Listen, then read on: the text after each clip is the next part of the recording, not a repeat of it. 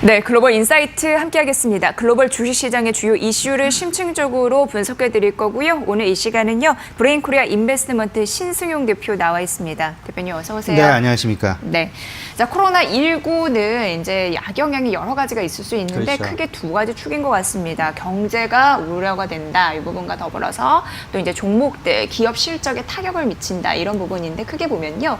근데 애플 같은 경우에는 물론 뭐 반등은 했습니다만 결국 코로나19 충격 때문에 그 매출 부분에서도 기대치에 못 미칠 거다라는 우려감 때문에 그랬잖아요. 그럼 우리 입장에서는 삼성전자는 어떨런지 그 부분이 궁금해지거든요. 네, 뭐 다들 알고 계시겠습니다만은 일단 글로벌 스마트폰 시장에서의 네. 양두마차, 쌍두마차. 그리고 뭐 애플 컴퓨터와 우리나라의 삼성전자 두 회사가 결국은 글로벌 시장 내에서 그러니까 그 서로 격렬하게 싸우고 있는 그런 모습. 뭐 다들 알고 계시리라 생각을 하고 있는데. 그리고 이제 그 주식 시장에서도 실질적으로 미국 시장을 이끌어가고 있는 것도 현실적으로는 애플 컴퓨터이고 우리 시장에서 우리 시장을 이끌어가고 있는 대표 주자는 뭐니 뭐니 삼성전자 아니겠느냐. 그러면 실질적으로 이제 지난주 후반부터 애플 컴퓨터의 실적 둔화 우려감이 미국 시장은 물론 전 세계 글로벌 시장을 다소간 좀 멈칫하게 만드는 그런 모습들을 만들어 놨는데 과연 그렇다라면 우리나라의 삼성전자는 과연 어느 정도의 영향을 미치겠느냐. 결국 애플 컴퓨터로의 영향과 삼성전자로의 영향, 코로나19로부터 발발된 이 영향을 분명히 비교해 봐야 하는 것이 지금 현재 상황에서 상당 부분 중요한 포인트일 것이다라는 점. 우리 시청자 여러분과 오늘 좀 같이 좀 그 이야기를 좀 해봤으면 좋겠는데요. 코로나19 확산에 따라서 어찌 보면 그 기업 실적 악화 우려는 너무나도 기정사실화 되고 있다. 네. 이 부분에 첫 번째 단추를 끄는 것이 결국은 그 이틀 전에 애플 컴퓨터의 실적 둔화 경고였습니다. 결국은 암만 그 공장 가동을 빨리 이제 그 복귀하려고 한다 하더라도 예상보다는 좀 늦어지고 있다라는 그런 부분들. 그리고 글로벌 아이폰 공급이 그렇기 때문에 일시적으로 제한될 수도 있다라는 점. 우리 기준으로는 1분기이겠지만 그들 기준으로는 사업년도 2분기가 되겠습니다. 1월에서 3월이 기업 실적 둔화는 너무나도 뭐 불가피한 그런 상황이 아니겠는가. 근데 하지만 지난번 미국 시장 일단 애플 컴퓨터 다소간의 좀 반등 모양새 나오면서 어느 정도 실적 둔화 경고를 이미 시장에서는 받아들여지고 있는 그런 모습으로 평가를 할 수 있다라는 점 말씀 좀 드릴 수 있을 것 같은데 분명한 것. 코로나19에 따른 영향은 우리가 두 가지로 생각을 해봐야 됩니다. 하나는 생산 면에서의 어떤 그 차질 부분, 이 부분이 얼마만큼 빨리 회복, 원상복귀 되겠느냐. 두 번째 관점은 수요가 얼마만큼 위축이 되겠느냐. 생산 부분에서는 이미 시청자 여러분 다들 이미 인지하고 계시리라 생각을 하고 있습니다. 이미 자동차 업종에서 우리나라의 자동차 3사, 4사, 어떤 그 생산 차질, 본격화된 그런 바가 있었죠. 근데, 이 부분, 이제 현서의 IT로 확산이 되고 있다. 근데 그 이유를 조금 더 생각을 해봤더니, 과거부터 사실은, 조금 더 효율을 높이기 위해서 부품들을 모듈 성격으로 다들 만들었다라는 점. 과거는 하나하나씩 공장에서 조립을 했다라면 모듈을 가지고 이제는 모듈 조립으로 그 조립의 형태를 바꾸었기 때문에 그 피해 규모가 오히려 확대되었다라는 부분 우리가 좀 생각해 볼 수 있을 것 같고요. 두 번째로는 이제 수요 부분을 좀 생각을 해봐야 될 것 같은데 중국의 내수 수요 위축 너무나 당연한 부분 아닐까 생각을 합니다. 지난밤 모건 스탠리에서 중국의 경제 성장률 전망치를 하향 조정했습니다. 그 가능성 상당히 높게 우리가 좀 짚어볼 수 있을 것 같은데요. 1분기에 중국의 GDP 성장률 무려 3.5%로 하향 조정하는 네. 연간 성장률을 6%대가 아닌 5.6%의 가능성 이 부분을 열어놓고 모건 스탠리가 어제 그 전망치 코로나19에 따른 영향 가능성 이야기를 했다라는 점 우리가 조금 좀 눈여겨봐야 될 것 같은데 분명한 것 애플과 삼성전자 두 회사 중에 어느 회사가 더 중국 시장을 많이 갖고 있느냐. 근데 지금 과거를 좀 돌아봤더니 삼성은 이미 탈중국 공장에 있어서 생산 기지로서의 중국으로부터의 탈피하려는 그런 움직임을 이미 선제적으로 진행을 했다. 이미 그들의 스마트폰 공장, 다수의 스마트폰 공장이 베트남이나 인도 등으로 이미 이전이 되어 있는 반면에 미국의 애플 컴퓨터는 대만의 폭스콘, 그 폭스콘이 중국 공장을 운영을 하고 있습니다. 중국 내에서만 절대적 상황, 거의 뭐 70-80% 이상을 중국 내 공장에서 생산을 하고 있기 때문에, 그렇기 때문에 애플이 중국의 아무리 그 중국 생산 시설, 생산 공장이 정상 복귀한다 하더라도 실질적으로 제조에는 상당 부분 1분기 제조 양상에는 사소한 문제가 생길 수밖에 없다라는 그런 발표한 것을 이해를 해 두셔야 될 것 같습니다. 트렌드포스에 의하면요, 1분기 스마트폰의 생산량 전망치, 영향을 얼마만큼 받겠느냐. 삼성이 3% 정도의 이제 생산량 추락, 그 위축 받는 반면에 애플 컴퓨터는 약 10%가 넘는 그런 생산량 둔화 전망 가능성이 있다라는 점. 소비도 마찬가지가 되겠습니다. 중국 내 매출 비중을 좀 살펴보게 되면요. 네. 애플 컴퓨터는 실질적으로 중국, 대만, 뭐 이런 나라들 비롯한 화격권 국가 20% 내외의 어떤 그 중국 내 매출 비중을 가지고 있고, 반면 삼성전자는 1% 내외의 매출 비중을 가지고 있다.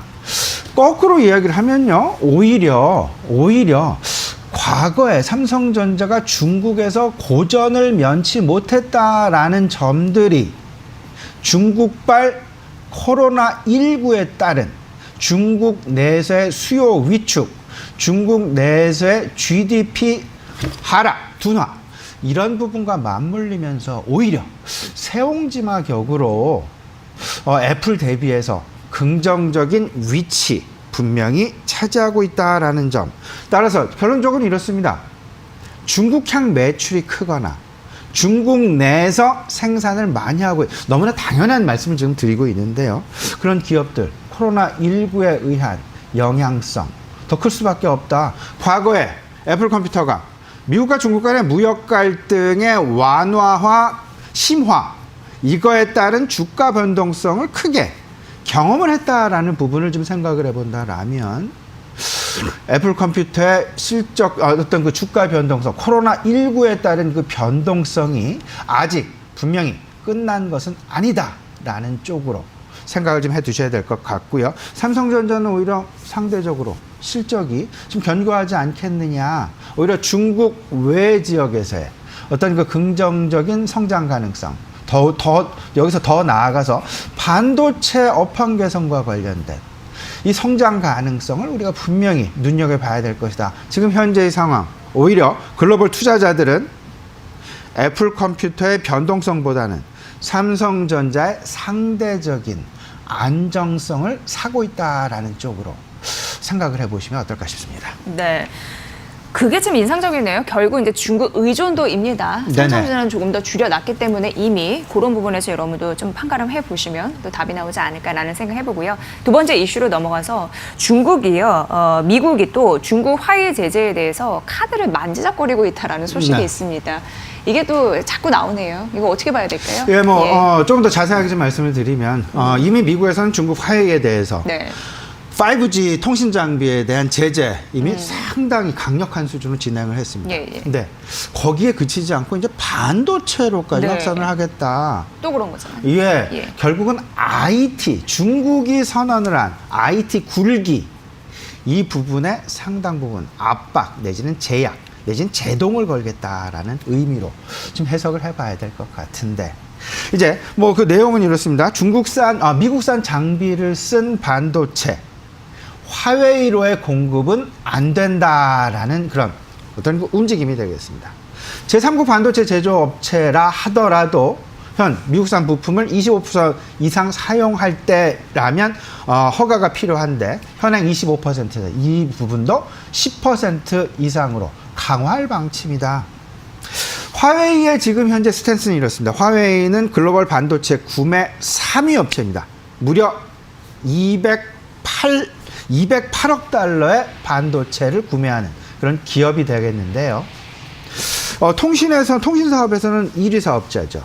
근데 화웨이의 수요가 위축이 된다면 글로벌 반도체 수급 악화 당연히 나타날 수 있겠다. 근데 여기서 문제는 미국 기업들의 영향이 되겠습니다. 어플라이드 머테리얼스라든지 램 리서치랄지 실질적으로 화웨이 향, 소위 말하는 반도체 설계와 상당 부분 관련이 된 그런 기업들로의 직격탄 가능성, 이 부분은 무시할 수 없는 그런 상황이다라는 점. 아마도 우리나라 미국산 반도체 장비 내지는 반도체 설계를 사다가 같이 연행해서 반도체를 만들고 있는 제조사, 삼성전자도 그렇고요, SK 하이닉스도 그렇겠습니다. 많은 부정적 영향은 분명히 있을 수 있다. 하지만 문제는 대만의 TSMC가 그 가장 큰 어떤 그 힌트가 되지 않겠느냐. TSMC의 전체 매출 중에 10% 이상이 화웨이향 공급을 하고 있습니다. 근데 이러다 보니까 참 재밌는 일이 있습니다.